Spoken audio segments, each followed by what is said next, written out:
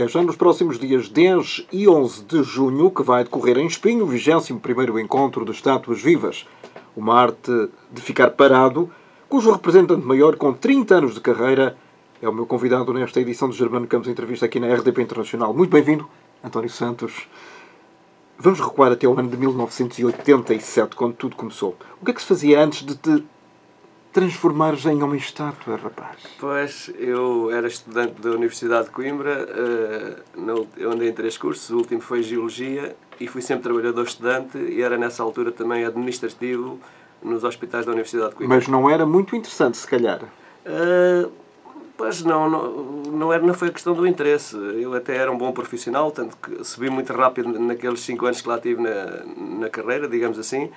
Só que talvez quisesse mais. Era muito jovem, tinha ido de uma aldeia, sem muita preparação para tanta descarga, e tive um break nervoso, e foi no decurso desse tratamento que acabou em neurodermite, hoje chamada alopecia nervosa. Até a doença já mudou de nome.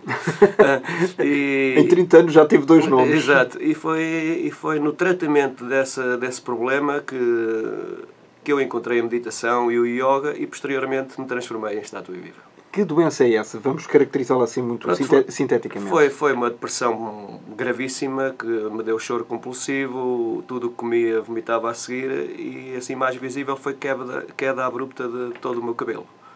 E pronto, isto durou bastantes meses, os calmantes normais não estavam aí lá, e eu aconselho até de médicos também e de outros amigos de outras áreas, dediquei-me à meditação, ao yoga, fui para um centro em França, e a ideia volta. A volta à panela, como costuma dizer. E o que é que se aprendeu com essa meditação? Ou seja, há males que vêm por bem. Há males que vêm por bem, como aquele tipo que perde o avião por causa de uma simples constipação e depois vê no telejornal que o avião caiu. Aconteceu-me uma dessas. Foi mais ou menos um caso da sorte. É verdade. Então, verdade. Como é que se dá o passo seguinte para o homem-estátua? Portanto, depois ao final está lá quase um ano, os meus pais, gente simples do campo, preocupadíssimos comigo, eu ainda não estando completamente recuperado, mas praticamente resolvi vir visitá-los. E nessa viagem para cá, eu para lá já tinha visto coisas de rua, nomeadamente pessoas a fazer de robô. Estamos em 86, 85, 86, e estava muito na moda, como hoje também se deve recordar, o breakdance. E o que é que eu me lembrei, vendo essas coisas na Ramblas em Barcelona? Porquê é que eu não tiro a pilha a um destes tipos, desligo a bateria e fico simplesmente parado? Como é que reagirão as pessoas? E assim Mas fiz. Não havia gente a fazer de homem-estátua nessa altura? Não, por isso é que eu tenho essa coisa de dizer que as estátuas vivas como as conhecemos fui eu o primeiro, porque antes de mim... Mas em todo o mundo? Em todo o mundo. E isso são coisas que, pronto, eu pesquisei depois, e depois mais tarde, com o advento da internet, pesquisei-me profundamente. E o que eu encontro de estátuas vivas, elas vão até o teatro grego antigo, veja bem, mas isso estudei tudo depois. E no século XX havia estátuas vivas ligadas à mímica, nomeadamente com o Marcel Marceau. O famoso mime francês. Exatamente, que fazia coisas de quietude, e havia na dança contemporânea algumas coisas. Mas, pronto, estátuas vivas integradas em algo, num filme ou num espetáculo, assim, solto.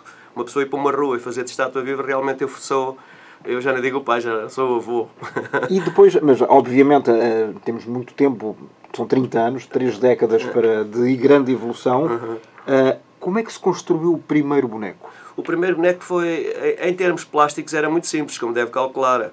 Eu nem sequer vinha dessa área, não é? de estudos, de artes, mas sempre gostei de artes, mas não... Sempre tive jeito para desenhar e pintar, mas não praticava muito. Mas então a minha primeira roupa foi um fato de macaco preto, a cara já pintadinha de branco, e tive logo uma ideia fabulosa que ainda hoje a pratico, embora feita diferentemente, que é os olhos nas pálpebras, os olhos pintados nas pálpebras, a minha imagem de marca. E aquilo e uma capa violeta. Para quem não consegue visualizar, os olhos colados nas pálpebras, ou seja, os olhos fecham, mas dá a ideia que estão abertos. E agora, como o Germano dizia muito bem, são colados, são feitos de outra maneira, mas nessa primeira eram pintados mesmo diretamente. E como é que se pintava? Pintava um olho de cada vez? Sim. Era relativamente fácil, e também tinha arrugas dos 54 ainda. tudo foi evoluindo, não é? Foi evoluindo. Então havia 24 anos nessa altura só. Sim, por aí.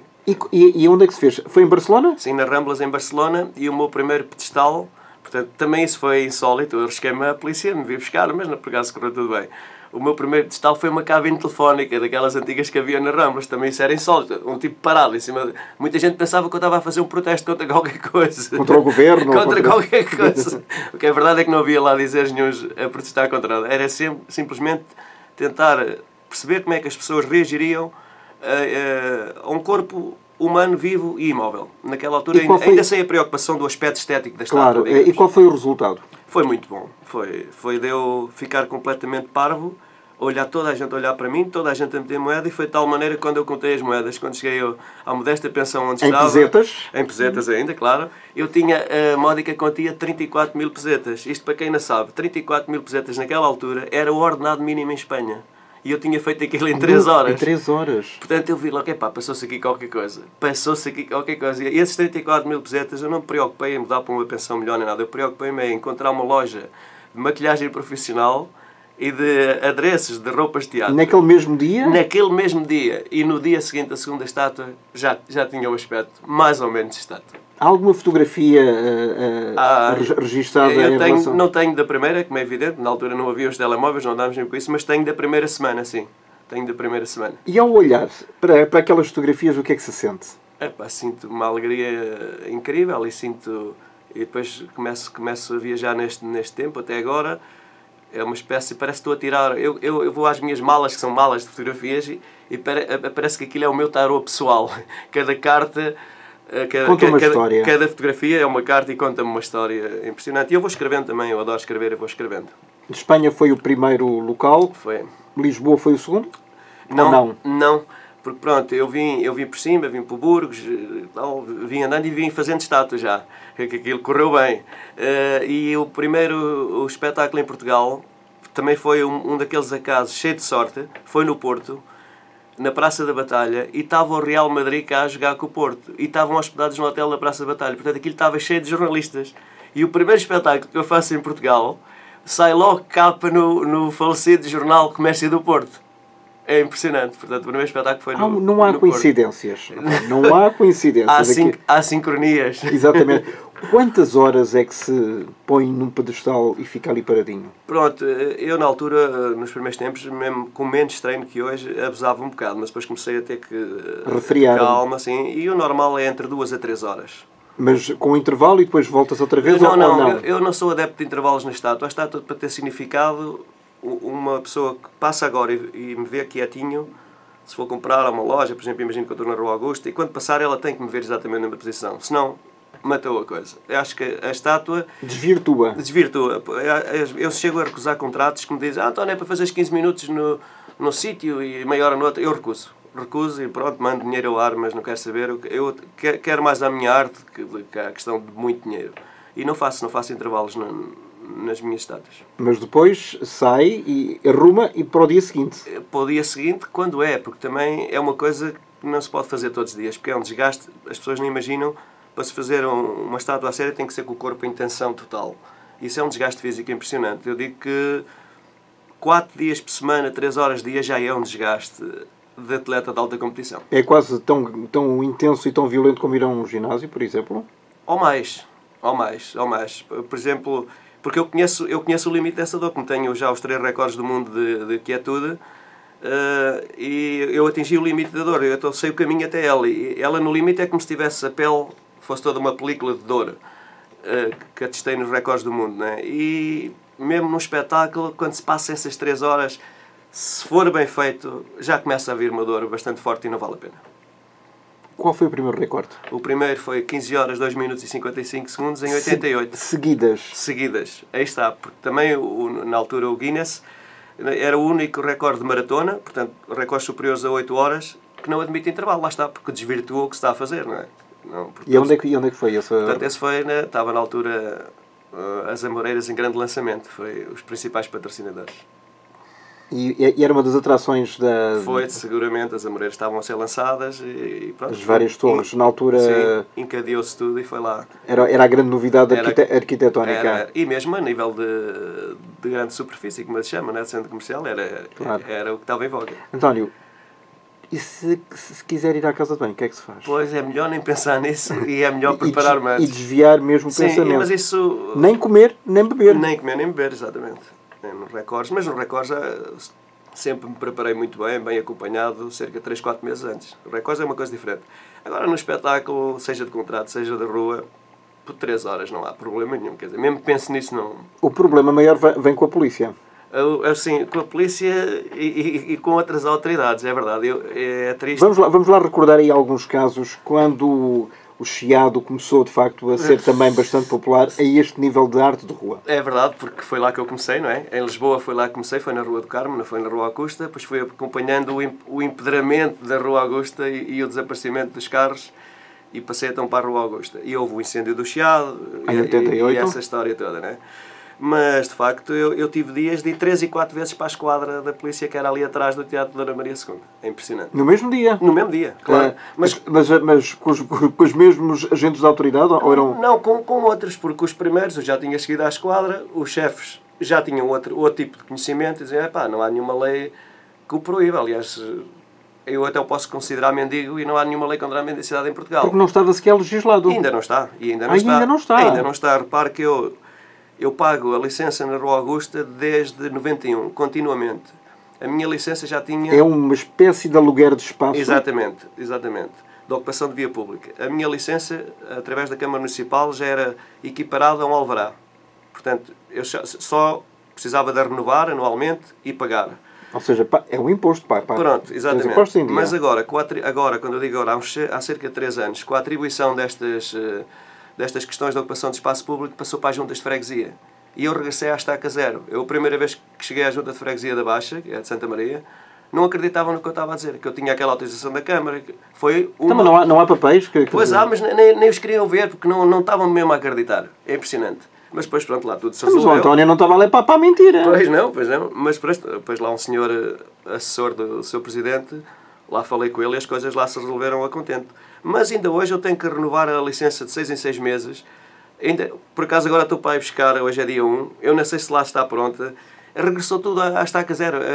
Em termos do tratamento que o artista de rua já estava a ter pela Câmara Municipal, a coisa eu acho que... Houve um retrocesso? Um retrocesso, eu acho que sim. Então, mas isso tem que se falar com o Presidente atual e eventualmente com o próximo que for eleito em outubro. Eu já tive reuniões com a Câmara, portanto, para explicar o que se estava a passar com a Junta e fui muito bem recebido e eles automaticamente articularam os serviços uns com os outros para verem o meu caso e a coisa vai correndo, mas lá está, eu tenho que estar sempre atento. Mas não há grande consideração pelo artista de rua? Não há. Eu acho que infelizmente não há. Começou a haver um bocado quando foi a questão da Expo 98, que teve muita arte de rua de alta qualidade e aí os portugueses começaram um bocado a perceber que na rua também pode haver arte de qualidade. Há quase 20 anos. Mas depois disso começou a descer outra vez e tristemente não é só nosso.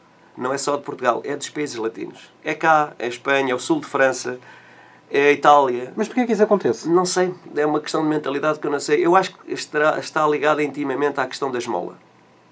O artista de rua, como ganha, digamos, em moedas, a pessoa primeiro pensa, coitadinho, deixa-me dar uma esmola. E não está a pensar que ele está a pagar o ordenado. É uma associação... de mentalidade. E até injusta. Muito injusta. Porque as pessoas têm que saber que vocês pagam os vossos impostos. Não é autorizações, é impostos, é os materiais. Quer dizer, nós primeiros damos e não sabemos se vamos receber. Não é uma arte livre, não obrigamos ninguém a pagar. E pronto. Claro que também há gente que não pensa assim, até cá em Portugal, senão eu já me tinha ido embora de cá. Eu continuo a lutar porque vejo que há pessoas que gostam e que participam. Eu tenho sempre caderninhos na rua, quando faço espetáculos de rua, para as pessoas escreverem opinião e vejo. Mas assim, em média, no geral, ainda há muito. Ainda há aquele vai trabalhar malandro que eu ouvi há 30 anos. De vez em quando ainda custa. É muito preconceito. É muito preconceito, sim, senhor. As pessoas deixam moedas ou algumas também deixam notas? Algumas também deixam notas, mas em Portugal isso é raro. E quando é uma nota, raramente é de um português, é de um estrangeiro. Mas eu até percebo que um português que ganha 550 euros, que é a grande maioria, ou 600, não lhe chega para pagar a renda de casa, como é que é de ter dinheiro para pagar um artista da rua? Eu percebo isso. Nós culturalmente... E voluntariamente. Pois, nós culturalmente somos pobres, principalmente porque economicamente estamos muito mal. Eu vejo isso. Mas mesmo assim, já me aconteceu ver pessoas portuguesas a dar-me dinheiro que eu sei que lhe ia fazer falta para comer. Eu li isso na cara deles. Mas não se pode manifestar. Não posso, mas dá-me uma alegria, porque aquela pessoa está a gostar muito do meu espetáculo, mas eu sei que lhe vai fazer falta aquele dia. Houve algum momento em que houvesse um sentimento grande em que quase que apetecesse chorar ou não? Sim, muitas vezes. Por exemplo, a primeira vez que a minha mãe viu um espetáculo meu foi um esforço, quase que estava arrebentado o coração.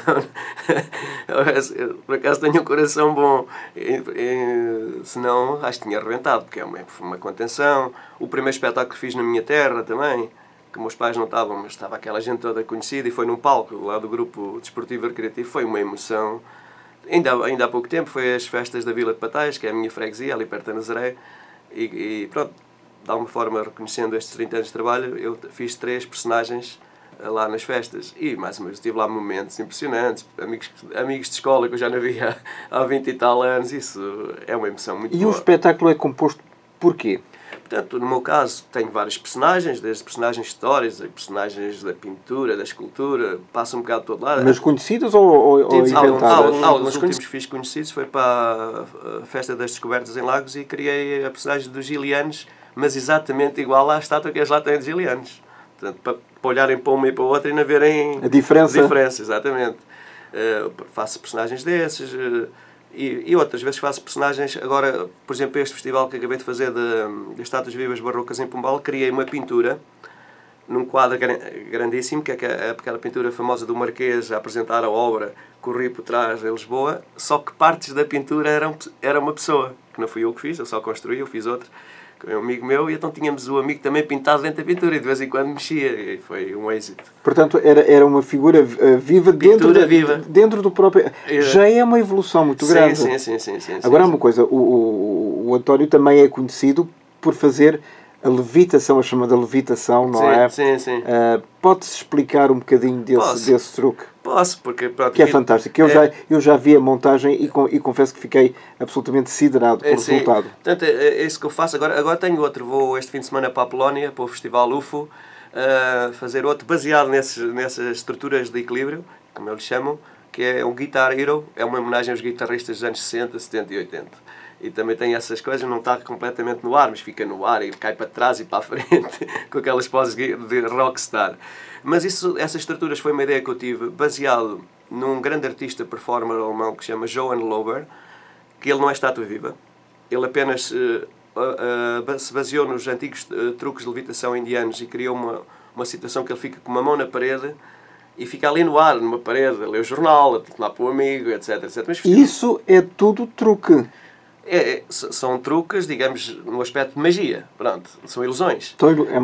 E eu agarrei essa ideia, mas eu não gosto de cópias. E pensei assim, uma estátua no ar também poderia ficar bem, mas assim como ele faz, que é menos tempo, e ele está móvel, não pode ser da mesma maneira. Eu tenho que criar uma estrutura onde possa estar imóvel há algum tempo, sem estar a cortar a circulação sanguínea e tal e tal. E pronto, desafiei o meu grande amigo Frank, que é um grande serralheiro ali da Serra de Grândola, e estragámos muito ferro, muito aço, muitas horas. Compensou o resultado. Mas conseguimos, e então é baseado numa estrutura de equilíbrio, onde eu não estou preso, mas estou apoiado numa estrutura. E depois de cada performance, ao fim de 3 horas, 4 horas, como é que o corpo reage? Portanto, eu depois tenho que ter um certo cuidado, não é? Quer antes, a sair, a desmontar tudo. Tem que ser lento, e às vezes muita gente quer falar comigo e eu até pareço arrogante, mas não é, eu peço desculpa às pessoas. Tem que ser em câmara lenta. E eu tenho que regressar ao meu mundo, porque eu fico com o batimento cardíaco muito lento. É como aqueles astronautas que vêm do espaço e têm que ser despressurizados. Exato, ou os do mergulho. Ou mergulho, exatamente. Eu tenho que fazer a compensação. É um bocado assim, é mais rápido, mas preciso ali de 15, 20 minutos, enquanto vou arrumando as coisas, eu tenho que estar a regressar. Mesmo a cabeça, mentalmente eu posso estar em sítios muito distantes, porque aqui é tudo dá isso, dá viagens impressionantes a nível cerebral. Em que é que se pensa nessa altura? Pensa-se em tudo o que se pode pensar em qualquer outra situação, só que tudo com pormenor. Uma coisa que agora eu olho para ali, para aqueles escultores... Porque há tempo para isso. Como estava a dizer, agora estou a olhar para aqueles escultores e estou a ver os escultores. Mas se eu tivesse agora aqui inquietude, este tempo que estamos a falar, eu podia contar uma história daqueles escultores. E também ajuda, porque lá está, o cérebro entra num auto-trabalho de compensação para compensar a quietude, para se distrair, digamos assim, e para distrair o ser a que ele pertence, que sou eu. Isso é bom ou é mau? É bom, isso é bom, porque Porque há duas maneiras de estar em quietude, em termos meditativos, ou por abstração ou por concentração máxima. Eu é por concentração máxima, não posso estar abstraído, porque senão a rua também é um perigo, não é? Estamos expostos a tudo. Então tem que ser pelo lado da concentração máxima, o corpo tenso, uma atenção impressionante, daí também aqueles olhos serem úteis, que eu parece que tenho os olhos fechados, mas estou a ver tudo o que se passa. E pronto, é cansativo, mas tem que ser por esse lado. Já apanhou algum susto? Já, até já levei porrada. De espectadores? Sim, sim. Felizmente, nestes 30 anos aconteceram-me 6, que estão bem registadas. Mas em Portugal? Ou... Em Portugal, sim. Já tive 2. E porquê? Tive uma em Portugal que foi muito estranha, um senhor muito bem vestido, de fato e gravata, logo nos inícios, em 92 ou 93. Chegou ao pé de mim, derrubou-me do pedestal e ficou lá, não fugiu. E quando eu me levantei... Primeira coisa, porquê é que ele fez isso? Pois, é isso que eu ia tentar dizer agora. Eu levantei-me e perguntei-lhe porque é que você fez isso. E ele disse-me que não estava a gostar, porque não estou a gostar da mensagem que estás a transmitir. E eu fiquei muito zangado, eu sou um paz da alma, mas quando passa aqui a um determinado nível também fico... Era o trabalho, eu estava a meter-se com o trabalho. Fico uma fera e automaticamente eu sou uma espécie de gato e também devido à quietude. Estou ali tanto tempo quieto que quando mexo é uma coisa inata, muito forte, explode. E então baixei-me, agarrei por uma perna e estiquei no chão logo imediatamente. E disse, também não gostei da sua atitude. Claro. Essa foi uma. E outra, assim de violência, foi em... Portanto, não havia justificação rigorosamente nenhuma. Foi só essa, o homem não estava a gostar. Não vou com a tua cara. E foi assim, foi um desses. Lá. E outra foi em Montpellier, no sul de França, mas essa, uma razão mais... que eu safo mais, mas essa aconteceu mesmo, foi um tipo com os copos, que simplesmente me derrubou, mas estava com os copos, a seguir até me pediu desculpa. Pronto. O resto tem sido coisas mais verbais, ou meterem uma bomba de carnaval debaixo de um pé, assim, coisas já fizeram isso também? Já fizeram isso também. E ela explodiu? E ela explodiu e aleijou-me, claro. E uma vez, numa discoteca que era muito famosa na altura, não sei se ainda existe, em Albufeira, o Summertime, estava a trabalhar nas colunas, e um tipo dá-se o trabalho de subir as colunas e queima-me um olho com cigarro. Incrível. Eu só não fiquei cego porque, só para ver tinha a película. Para ver a reação. Só para ver essa, mas veja bem. Claro que também estava com os copos. E um estaladão na cara? E um estaladão na cara? A mim? Não, ao contrário. Não foi preciso, porque ele estava... Eu sentia dor, calmamente, e quando ele ia descer a coluna foi só com o joelho. Pronto. E depois os seguranças trataram do resto. É a vingança do boneco. Tem que ser. Porque nós não somos... Eu sou muito pacífico, mas lá está, é até um certo ponto, porque... Há certas coisas inadmissíveis que o outro nos faça. Há miúdos que vão, por exemplo, lá com o dedo... Mas isso pronto, isso não é perigoso, isso faz parte. Isso faz parte. Até uma pessoa adulta, se duvidar, como é que será aquele fato... Isso admite isso tudo. Não admite a partir de um certo grau. É um desrespeito muito grande. Claro, muito grande.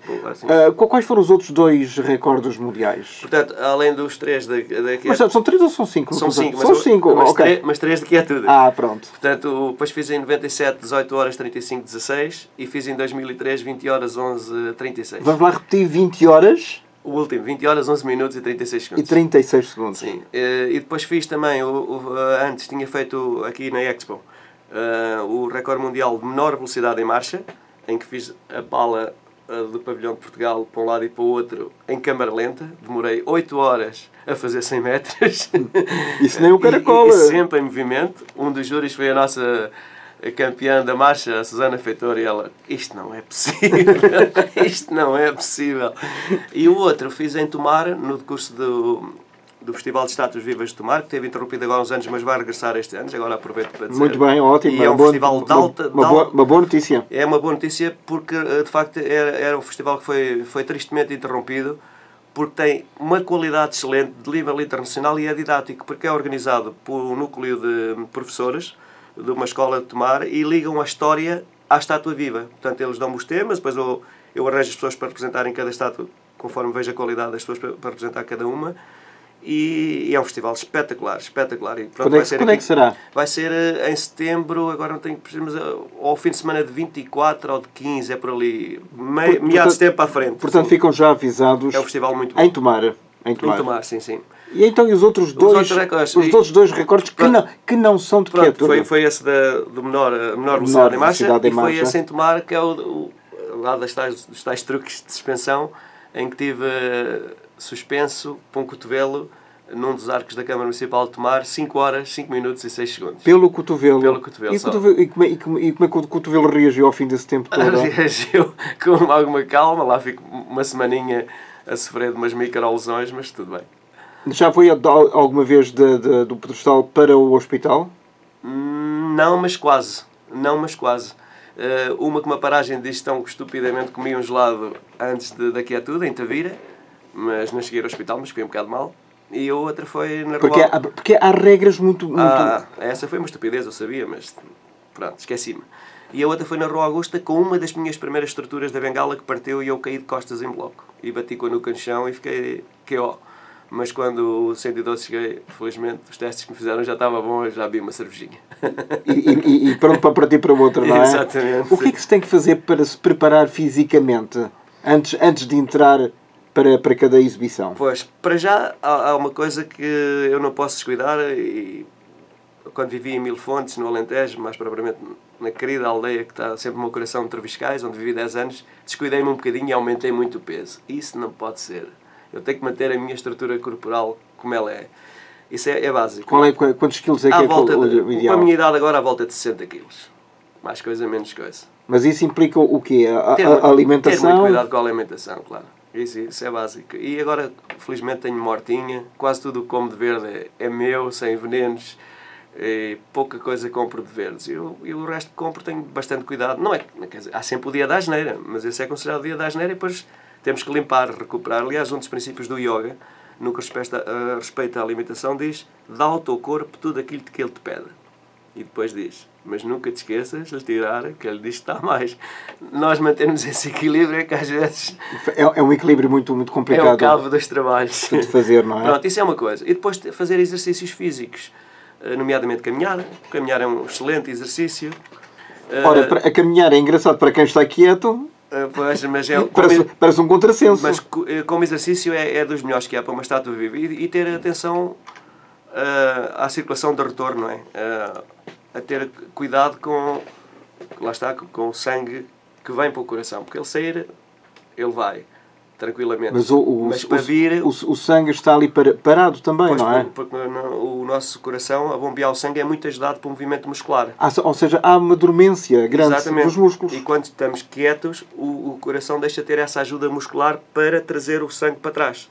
E tem que se fazer exercícios para isso. Há um que é muito simples e resulta eficazmente, que basta ter 10 minutos por dia os pés mais altos que a cabeça. E mesmo, aconselho isto mesmo a quem tenha problemas de varizes e coisas, é uma ajuda. E é tão simples. E se calhar as pessoas não sabem. Muita gente não sabe. Ou outra, quando estamos a tomar um duche, um banhinho de água quente, mas no fim, de repente, tem que ser de repente, mudar para fria e fazer a água do pé até o joelho, com água fria. Para contrair, e toda essa parte do corpo vai contrair e vai ajudar a enrijecer os vasos sanguíneos dessa parte. E as pessoas deixam de ter problemas a esse nível. Ajuda muito. Se for assim um princípio de varizes, desaparece, sem mais nada. São aquelas mesinhas, que neste caso são mesinhas naturais. Aquelas coisas que eu vou aprendendo com as minhas viagens por aí, com mestres. Porque já são muitos países, mais de 50. 65. Qual foi assim o mais distante? O mais distante foi Nova Zelândia. Do outro lado do mundo. Sim. E lá perto também, a Austrália, a Singapura, foram assim os mais distantes. E houve contactos com as nossas comunidades, ou não?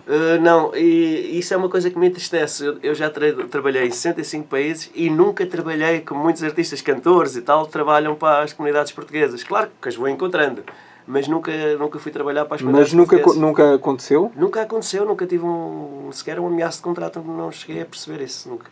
Mas é verdade.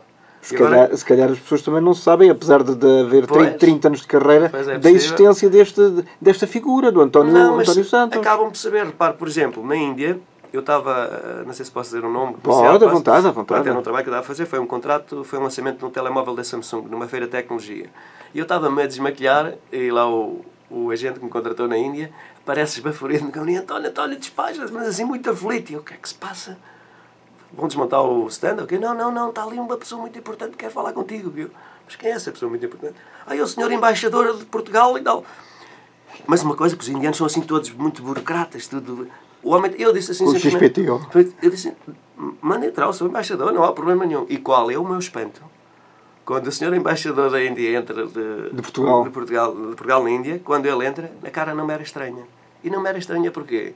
Porque eu conhecia o do Bairro Alto, que ele é irmão de uma senhora que tem um restaurante no Bairro Alto, que eu costumava ir muito. O mundo é pequeno. O mundo é muito pequeno. Isto aconteceu-me a desmaquilhar-me em Nova Delhi. Veja bem.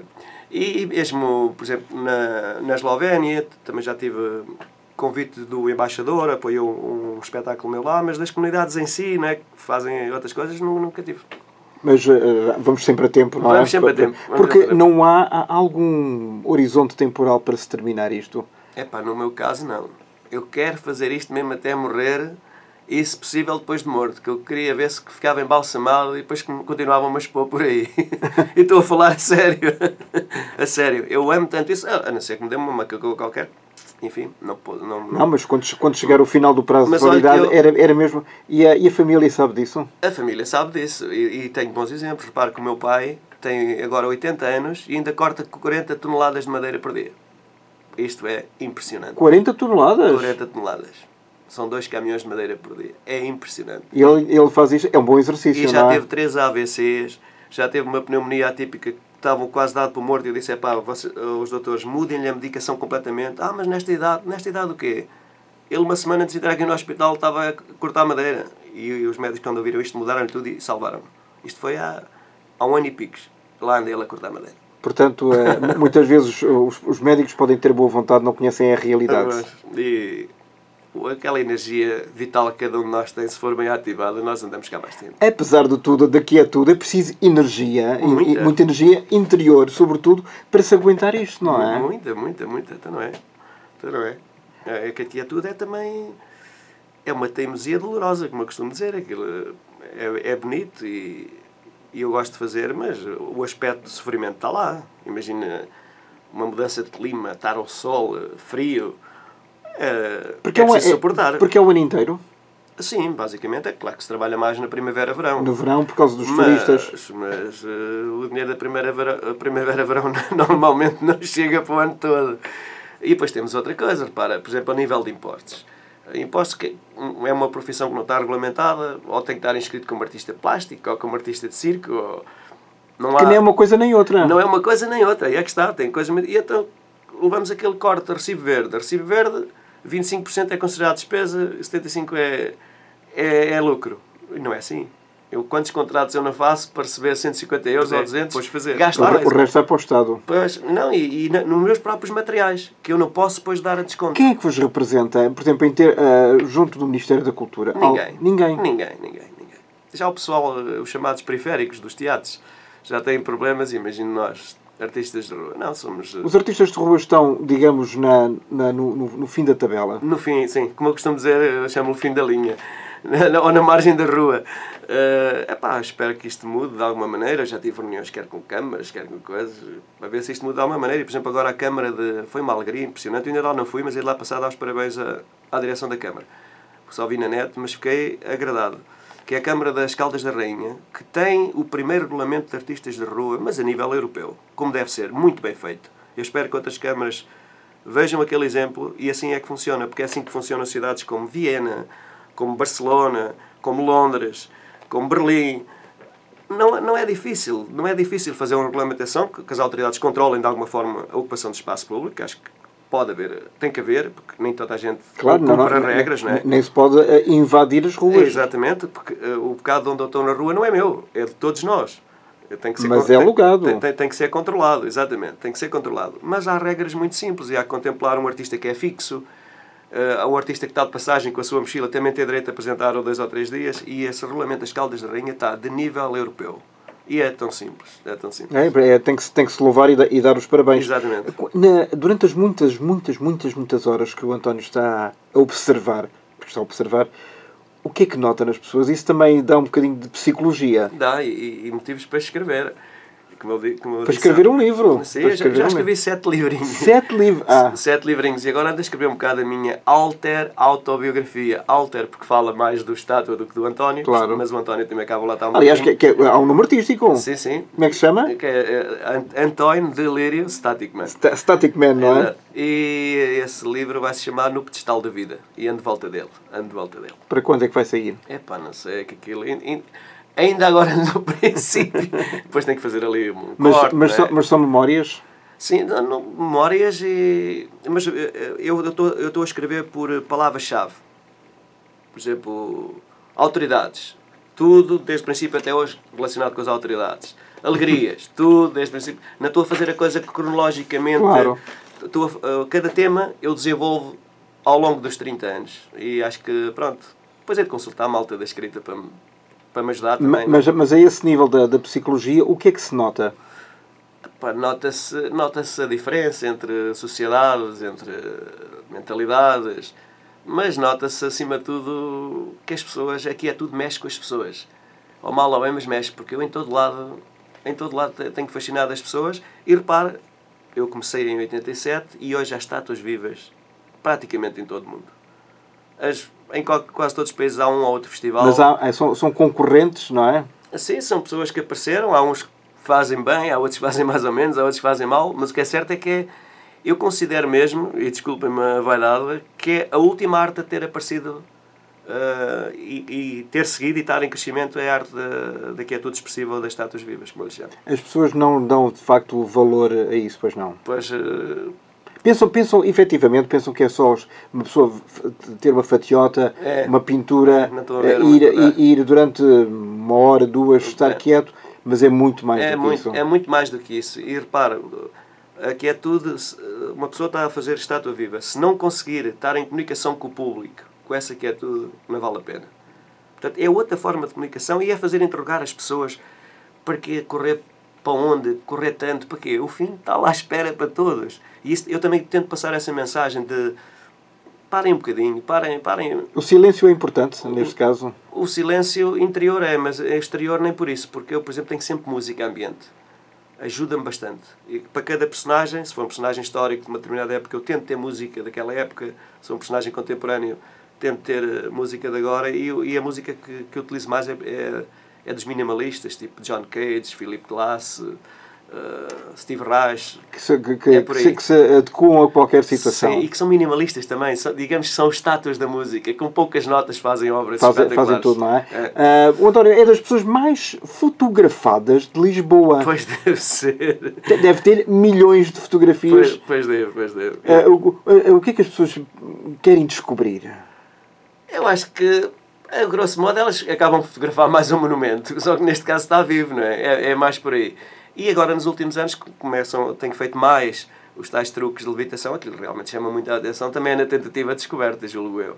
Descobrir como é que aquilo se faz. Mas está em algum lado está revelado ou não? Ou aquilo é um truque exclusivo? Não, o truque é exclusivo. É exclusivo porque e levou muito tempo. Levou muito tempo. E mesmo as pessoas que já o copiaram, e este copiaram vou meter entre comas, porque não conseguiram copiar.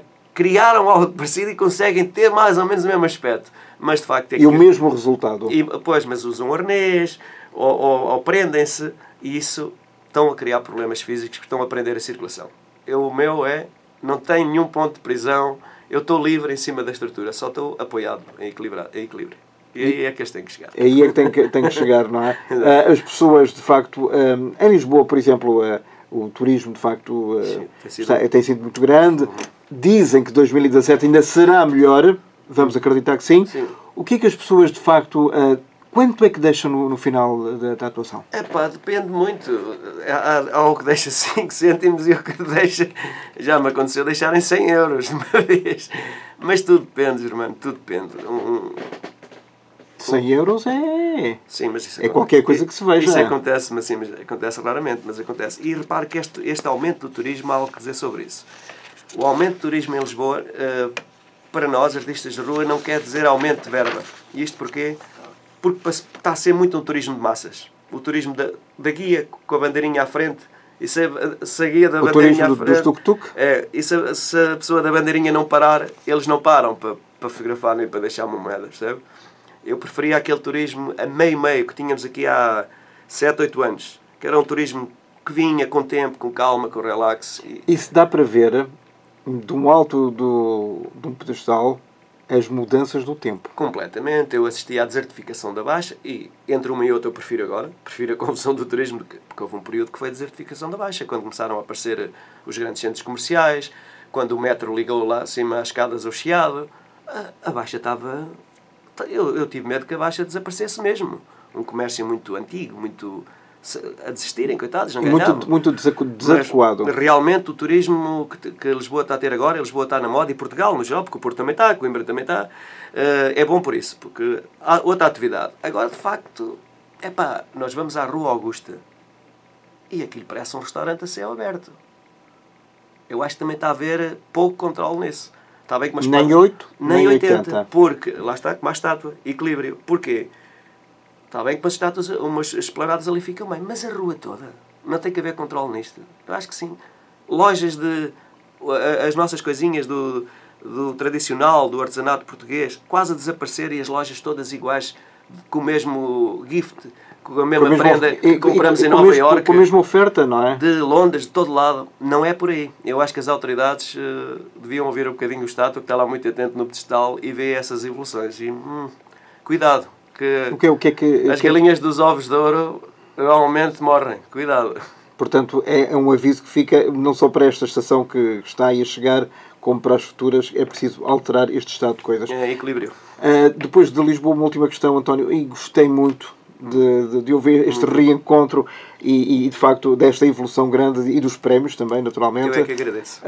Depois, para além de Lisboa, há outras cidades, tirando Tomar e Espinho, agora sim, brevemente, há outras cidades portuguesas... Em Portugal? Em Portugal, não, mas que possam usufruir e fruir da arte de rua? Sim, sim. Por exemplo, também outro festival que já vai para a 6ª edição é em Sintra, que Sintra é um local espetacular. É todo adequado. É todo. Ali procuramos criar figuras românticas, figuras ligadas com a natureza, e também vai para a 6ª edição do festival este ano.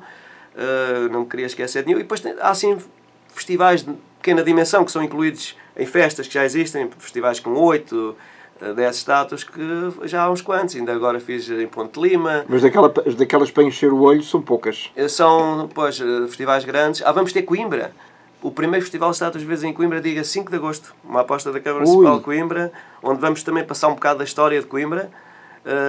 Eu penso que vai ser um excelente festival. E Coimbra, lá está, também está... Foi lá que eu estudei, conheci aquela cidade, mas já também não é mesmo. Aquilo está cheio de turismo. Está cheio de turismo. É o chamado regresso às origens. É o regresso às origens. E a minha companheira também é de lá. Também regressei lá a partir daí. Exatamente. António, um grande bem-aja. Muito obrigado. Parabéns mais uma vez por tudo aquilo que vocês, em geral, passam na arte de rua, que não é nada fácil, e que se possa, efetivamente, o Ministério da Cultura e outras autoridades camarárias e não só, olhar para o que vocês fazem com outros olhos, pintados ou colados. Isso é que interessa, que sejam, de facto, muito mais considerados daqui para a frente. Que as suas palavras sejam ouvidas. Muito obrigado. Muito obrigado, António. Até à próxima.